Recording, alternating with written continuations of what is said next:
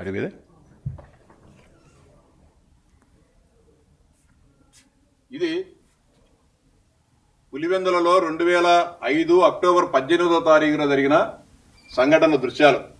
ఆ రోజు మేము వేల్పుల పిఎస్సిఎస్ నామినేషన్ కార్యక్రమానికి పోతే మాకు వ్యతిరేకంగా మీరు పోటీ చేస్తారా అని చెప్పి మా మీద దాడి చేసి, ఆ దాడి చేసే క్రమంలో మమ్మల్ని అప్పుడుండే కొంతమంది అధికారులు రక్షించే క్రమంలో పోలీస్ కాల్పులు జరపడం జరిగింది.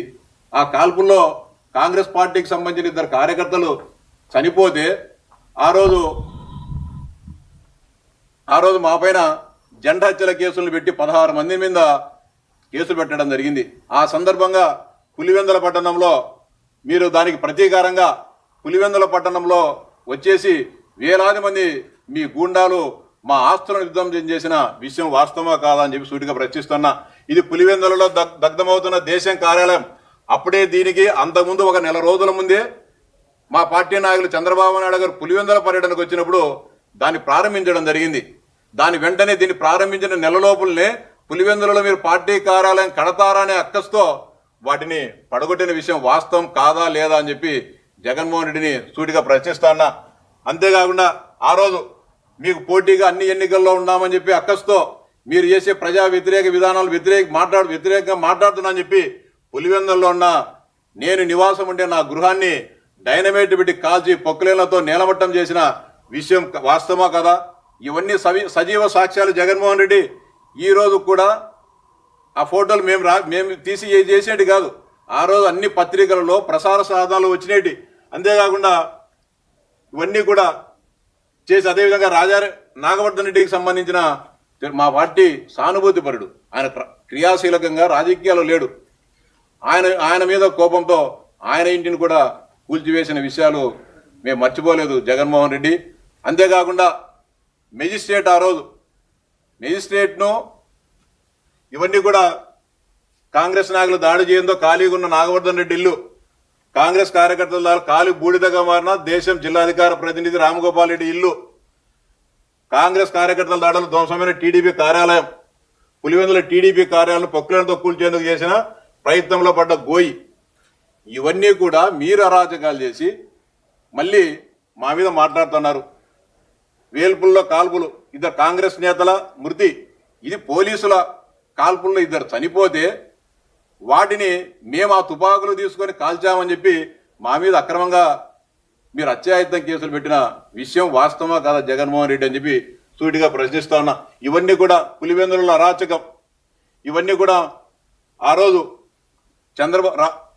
ఇది ఆ సంఘటనకు సంబంధించి ఒక పులివెందుల మెజిస్ట్రేట్ను మేనేజ్ చేసి మేము చేయని తప్పుకు, మేము చేయని హత్యలకు ఆమె ద్వారా చనిపోయిన గజ్జల గంగిరెడ్డి అనే వ్యక్తితో తప్పుడు మరణ వాంగ్మూలం సృష్టించి చనిపోయిన వ్యక్తితో వేలిముద్ర వేయించి తప్పుడు మరణ వాంగ్మూలం సృష్టించేదానికి కారణమైన వ్యక్తి ఈ మహిళ కాంతిమతి అని చెప్పి మెజిస్ట్రేట్. ఈమె చేసిన దురాఘాతాల పైన, ఈమె చేసిన అన్యాయం పైన మేము రాష్ట్ర ఉన్నత న్యాయస్థానానికి ఫిర్యాదు చేస్తే దాదాపు 7 సంవత్సరాల పాటు రాష్ట్ర ఉన్నత న్యాయస్థానం సమగ్రమైన దర్యాప్తు జరిపి 2012వ సంవత్సరం డిసెంబర్ 12వ తేదీన ఈమెను మెజిస్ట్రేట్గా సస్పెన్షన్ కాదు ఉద్యోగం నుంచి తొలగించడం జరిగింది. ఆ సందర్భంగా వచ్చిన వార్త రాజావారి సేవల చెరువు పులివెందుల జడ్పీ డిస్మిస్, నాడు వైఎస్కు జీ హుదూర్ టీడీపీ నేతలను ఇరికించే కుట్ర, చనిపోయిన వ్యక్తితో వేలిముద్ర మరణ వాంగ్మూలాన్ని మార్చేశారు, న్యాయవాదితో భేటీలు, సెల్ సంభాషణలు, బీమా కోసం కృత్యం ప్రాధాన్యం 4 అభియోగాలని విచారణ. ఆమె పైన అన్ని కూడా మేము ఏదైతే ఫిర్యాదు చేశామో అవన్నీ కూడా తర్వాత ఇది నేను 2023వ సంవత్సరంలో పశ్చిమ రాయలసీమ శాసనమండలి గ్రాడ్యుయేట్ అభ్యర్థిగా తెలుగుదేశం పార్టీ తరఫున పోటీ చేయడం జరిగింది. ఆ ఎన్నికల్లో దాదాపు 3 రోజుల పాటు కౌంటింగ్ చేసి 18వ తారీఖున మార్చి 18వ తారీఖున సాయంత్రం నేను ఎన్నికల్లో గెలుపొందితే అప్పటి అధికారులందరినీ కూడా ఒత్తిడి తీసుకొని వచ్చి ఆ కలెక్టర్ గారి పైన రిటర్నింగ్ అధికారులను ఒత్తిడి తీసుకొని వచ్చేసి నాకు డిక్లరేషన్గా నేను గెలిచినట్టు డిక్లరేషన్ ఇవ్వకుండా ఆపిన విషయం వాస్తవమా కదా?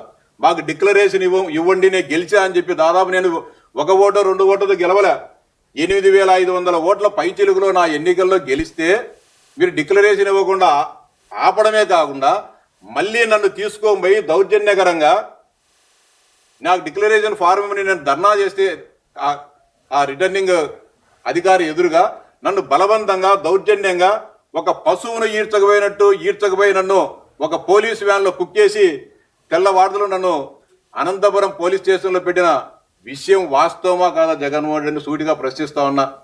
ఎందుకని మీరు తప్పులు చేసి, మీరు ప్రజాస్వామ్యాన్ని అపహాస్యం చేసి, మీకు ఎలాంటి నైతిక విలువలు లేకుండా, ఎలాంటి ప్రజాస్వామ్య విలువలు లేకుండా మీరు ప్రవర్తించి ఈరోజు ప్రజాస్వామ్యం గురించి, లేకపోతే అనగా విలువల గురించి, లేకపోతే వ్యవస్థల గురించి మీరు మాట్లాడడం సిగ్గుచేటని చెప్పి జగన్మోహన్ రెడ్డి గారిని సూటిగా హెచ్చరిస్తా ఉన్నా.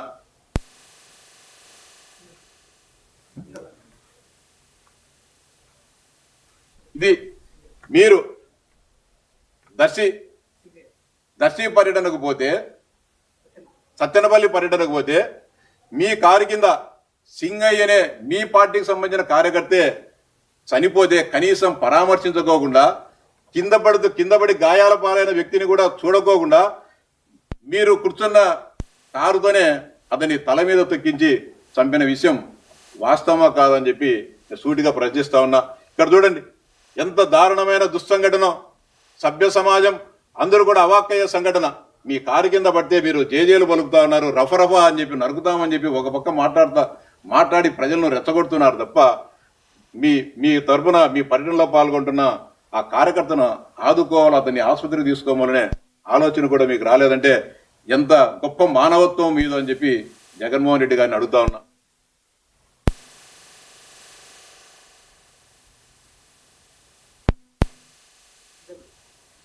ఇది సాగునీటి ప్రాజెక్టుల సందర్శనలో భాగంగా 2023 సంవత్సరంలో అప్పటి ప్రతిపక్ష నాయకులు చంద్రబాబు నాయుడు గారు కర్నూలు పోతిరెడ్డిపాటి అడ్డెక్యులేటర్ నుంచి తన పర్యటన ప్రారంభించి చిత్తూరు జిల్లాకు పోయే క్రమంలో తమ్మల్లపల్లి నియోజకవర్గంలోని అంగళ్ళ మీదుగా పోవడం జరిగింది. మాకు అంగళ్ళలో ఆ రోజు ఎక్కడ బహిరంగ సభ లేదు, కార్యక్రమం లేదు. కానీ ఈ ప్రాంతంలోకి మీరు రాకూడదని చెప్పి మీరు అడ్డపడి బాబు గారి పైనే అకారణంగా రాళ్లతో దాడి చేసి సంపాలని చెప్పి ప్రయత్నం చేసిన విషయం వాస్తవమా కాదా? ఆ సందర్భంగా జరిగిన దాడి దృష్ట్యా పదుల సంఖ్యలో తెలుగుదేశం పార్టీ కార్యకర్తలందరూ కూడా గాయాలు పాల్గొనడం జరిగింది. ఆయనతో పాటు మా అందరిపైన కూడా దాదాపు 500 మంది తెలుగుదేశం పార్టీ నాయకులు కార్యకర్తల పైన 307 కేసులు పెట్టి 3-4 నెలల పాటు మమ్మల్ని వేధించిన విషయం వాస్తవమా కాదని అడుగుతున్నా. సాక్షాత్ ఆయనకే దిక్కులేని పరిస్థితి, జెడ్+ కేటగిరీలో ఆయన పైనే ఏమాత్రం బెరుపు లేకోకుండా దాడి చేశారంటే మీరు ఏ విధంగా కాలంలో పరిపాలన చేశారో ఒకసారి అర్థం చేసుకోమని చెప్పి ఈ రాష్ట్ర ప్రజలకు విజ్ఞప్తి చేస్తా ఉన్నా.